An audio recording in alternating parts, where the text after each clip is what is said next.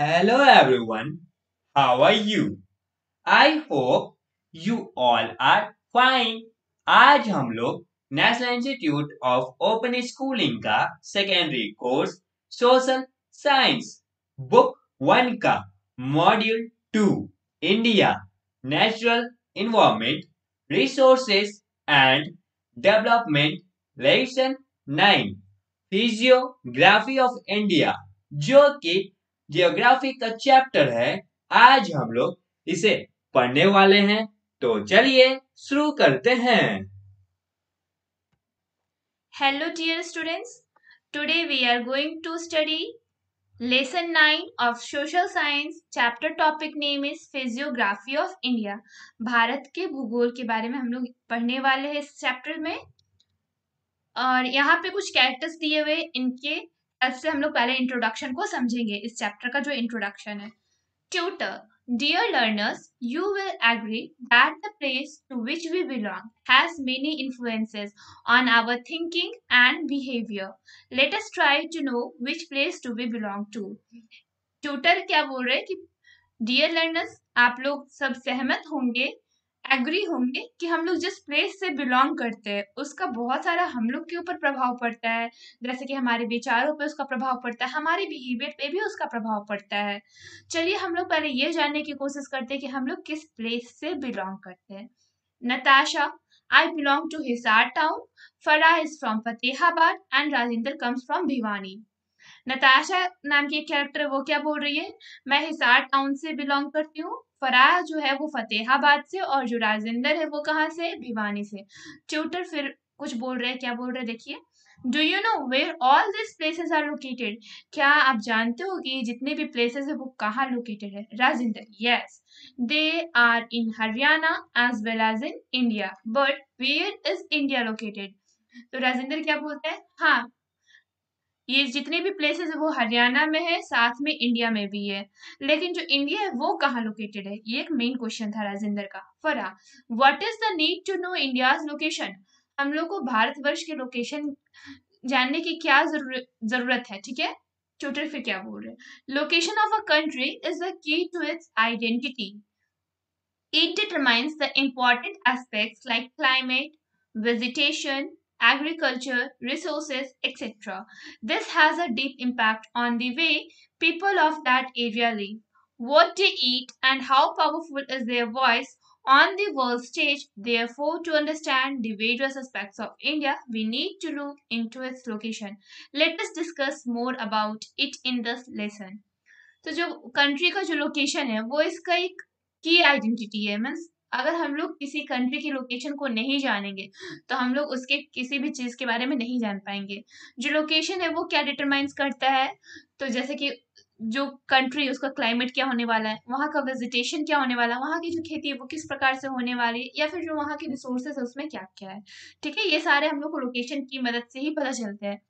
और जो एक लोकेशन है उसका एक डीप इम्पैक्ट पड़ता है कि जो लोग हैं ना उस एरिया में किस प्रकार से रहते हैं, वो क्या खाते होंगे, कितना उनका पावरफुल वॉइस है कि वो वर्ल्ड स्टेज पे जाके बोल सके।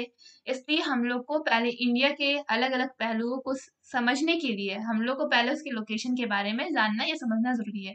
चलिए हम लोग इसके बारे में डिटेल से डिस्कस करते हैं इस लेसन में। So let's go for the location. Yes, our main topic is location. Teacher, learners, when someone asks where India is, we can answer in two ways. In terms of absolute and relative location, let us see what we mean by absolute location and relative location. Absolute location is given in degrees of latitude and longitude. Relative location depends upon point of reference, example near, far, etc. तो एक teacher है वो क्या बोल रहे हैं, learners, हम लोग जो इंडिया है ना उसको हम लोग से कोई पूछा कि इंडिया कहाँ है, तो हम लोग क्या आंसर देंगे, दो तरीकों से दे सकते हैं। पहला क्या है, एब्सोल्यूट और रिलेटिव लोकेशन की हेल्प से दे सकते हैं। और उसमें क्या है कि जो एब्सोल्यूट लोकेशन है ना और जो रिलेटिव लोकेशन है, तो एब्सोल्यूट लोकेशन किस चीज में दिया रहता है, डिग्रीज ऑफ लैटिट्यूड और लॉन्गिट्यूड में, ठीक है। और जो रिलेटिव लोकेशन है वो किस पे डिपेंड करता है, रेफरेंस पॉइंट पे। नियर मीन्स किसी के नियर है किसी कंट्री के, या फार इस कंट्री से कितने दूरी पे है, ठीक है। ये हम लोग का रिलेटिव और रिलेटिव लोकेशन, या फिर हम लोग कह सकते हैं इसको कि रिलेटिव लोकेशन के साथ इसका एब्सोल्यूट लोकेशन क्या हो गया। ओके, चलिए हम लोग टीचर फिर क्या बोलते हैं, with the help of this map can you find out the latitudinal and the longitudinal location of Indian mainland। बच्चों यहाँ पे आप लोग देख लीजिए, यहाँ पे कुछ यहाँ पे दिया हुआ है एक मैप, ठीक है। इस मैप की हेल्प से क्या बोला जा रहा है कि क्या आप फाइंड कर सकते हो इंडिया का लोकेशन कहाँ पे है। ऑफ कोर्स यहाँ पे आपका पूरा लोकेशन इस मैप में सिचुएटेड है, ठीक है। Natasha, the Indian mainland extends between 8 degree 4 north and 37 degree 6 north latitudes and from 68 degree 7 east and 97 degree 25 east longitudes. Thus, the latitudinal and the north-south extent is 3,214 km and east-west extent is 2,933 km. India accounts 2.42% of the total world land area. तो जो Indian जो mainland है वो कहाँ से extend करता है, 8 degree 4 north and 37 degree 6 north latitude से। ओके, और ये कहाँ तक जाता है, 68 degree 7 east and 97 degree 25 east longitude से, ठीक है। ये इसका मेनलैंड एक्सटेंशन हो गया। और इसका जो लैटिट्यूडिनल है वो क्या है, नॉर्थ साउथ एक्सटेंड कहाँ से कर रहा है, 3214 किलोमीटर ईस्ट वेस्ट, ईस्ट में, और वेस्ट में कितना है, 2933 किलोमीटर, ठीक है।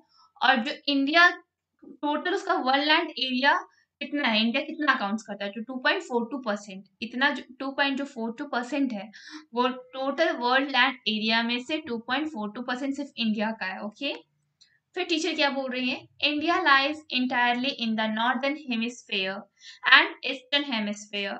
The Tropic of Cancer 23 degree 30 north passes through the center of the country. It divides the country into almost two equal parts. Northward of this latitude is North India and south of it is known as South India. तो जो भारत है वो entirely northern hemisphere और eastern hemisphere में पड़ता है, ठीक है।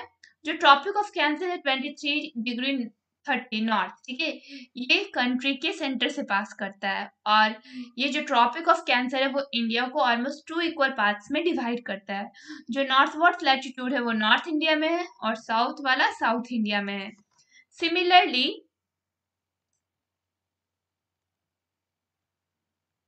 82 degree 30 east longitude passes almost from the middle of the country. It is known as a standard meridian of India.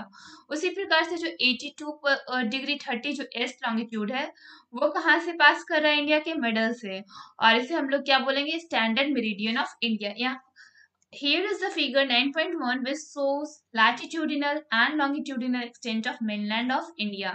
देखिए यहाँ पे पहले दिया हुआ है mainland इंडिया का, जैसे कि यहाँ पे नॉर्थ से हम लोग अगर साउथ तक जाएंगे तो ये कितना है, 3214 किलोमीटर। अगर हम लोग वेस्ट से ईस्ट की ओर जा रहे हैं तो ये कितना दूरी है, 2933 kilometre. Okay Teacher, now determine the relative location of India and then record it in the space given below. Remember, relative location is given in relationship to other places, north of, south of, northeast of, next to, across from. India is part of Asian continent. India is surrounded by water from three sides, Arabian Sea in west, Bay of Bengal in the east, and Indian Ocean in the south. Towards its northwest is Pakistan and Afghanistan. China, Bhutan, Tibet, and Nepal lies to its north. Bangladesh and Myanmar lies to its east. Sri Lanka and Maldives are located in the Indian Ocean towards its south. The southernmost point of the country is Indira Point, Nicobar Islands, which lies on 6 degree 4 north latitudes, and Kanyakumari is southernmost point of Indian mainland, which lies on 8 degree 4 north latitudes. तो हम लोग को अब क्या determine करना है, relative location India का। उसके बाद हम लोग को क्या रिकॉर्ड करना है, इसमें जो भी नीचे स्पाइस प्रोवाइडेड है उसमें हम लोग को रिकॉर्ड करना है। हम लोग को क्या याद रखना है कि जो रिलेटिव लोकेशन है वो रिलेशनशिप के आधार पे दिया जाता है कि दूसरे प्लेसेस से उसका रिलेशनशिप कैसे, कैसे कि नॉर्थ ऑफ में है वो, या साउथ ऑफ डायरेक्शन में है, नॉर्थ ईस्ट ऑफ में है, या फिर नेक्स्ट टू है, मतलब कि किसी के नेक्स्ट में है, या फिर अक्रॉस फ्रॉम है, ठीक है। इंडिया है जो एशियन कंटिनेंट का पार्ट है। इंडिया 3 साइड से वाटर से घिरा हुआ है। अरेबियन सी वेस्ट में है, बे ऑफ बंगाल ईस्ट में है, और जो इंडियन ओशियन है वो साउथ में है। और इसका जो नॉर्थ वेस्ट में पाकिस्तान और अफगानिस्तान 2 कंट्री है, चाइना, भूटान, तिब्बत और नेपाल इसके नॉर्थ में पड़ता है। बांग्लादेश और म्यांमार इसके ईस्ट में है। श्रीलंका और मालदीव्स इंडियन ओशियन में साउथ की ओर लोकेटेड है। वही जो साउदर्न मोस्ट पॉइंट है इस कंट्री का वो इंदिरा पॉइंट निकोबार आइलैंड्स के नाम से जाना जाता है, जो कि 6 डिग्री 4 नॉर्थ लैटिट्यूड में। और जो कन्याकुमारी इसका साउदर्न मोस्ट पॉइंट है इंडियन मेनलैंड का, जो 8 डिग्री 4 नॉर्थ लैटिट्यूड में लोकेटेड है। लोकेशनल सिग्निफिकेंस, अब हम लोग देखेंगे इसका क्या महत्व है। Let's observe the figure 9.2. What do you notice? India is the largest country in terms of area and population in South Asia. It is surrounded by ocean. India is strategically located in Indian Ocean. It commands sea routes between Europe and Africa, Southeast Asia, Far East Asia, and Oceania.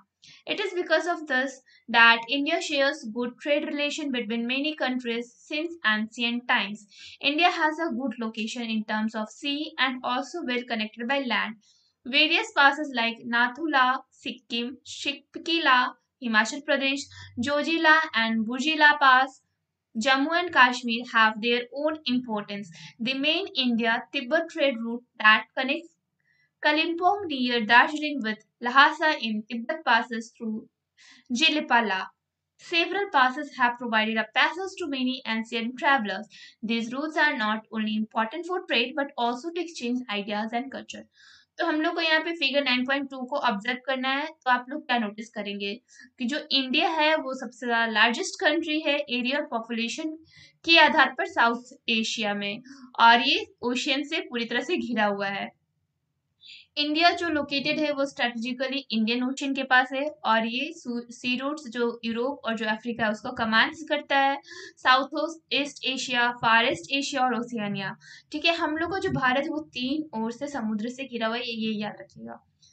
क्योंकि जो हम लोग का भारत है वो जो अपना goods को शेयर करता है, मीन्स अपने सामान का आदान प्रदान करता है दूसरे देश से बहुत ही प्राचीन टाइम से, जैसा कि हम लोगों ने अपने हिस्ट्री में पढ़ा था। इंडिया का जो लोकेशन है बहुत ही अच्छा है क्योंकि समुद्री रास्ते इसके बहुत ही पास में पड़ते हैं और ये लैंड से भी वेल कनेक्टेड है। बहुत सारे ऐसे पासेस है जैसे कि नाथुला सिक्किम में है, शिपकिला हिमाचल प्रदेश में है, जोजिला और बुर्जिला पास जो है जम्मू और कश्मीर में है। इनका खुद का एक महत्व है। और जो मेन इंडिया है जैसे कि तिब्बत ट्रेड रूट हो गया जो कनेक्ट करता है कलिम्पोंग को दार्जिलिंग से और लहासा को तिब्बत से, और तिब्बत से कैसे कनेक्ट करा तो जिलेपाला एक पास है उसकी हेल्प से। बहुत सारे ऐसे पासेस है जो कि एंशियंट ट्रैवलर्स को एक अच्छा रूट प्रोवाइड कर रहे थे। जैसे ये जो रूट्स है वो सिर्फ ट्रेड के लिए इम्पोर्टेंट नहीं है बल्कि यहाँ से अपने आइडियाज, अपने संस्कृति, अपने कल्चर का भी हम लोग आदान प्रदान करते हैं। यहाँ पे आप लोग फिगर 9.2 को देखिए, location of India with respect to important trade routes. यहाँ पे बहुत सारे इम्पोर्टेंट ट्रेड रूट्स होंगे, उसके हिसाब से जो इंडिया का लोकेशन है वो किस प्रकार का है।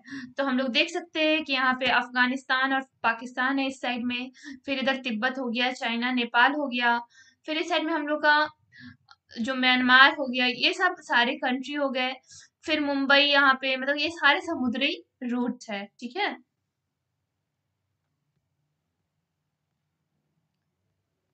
okay.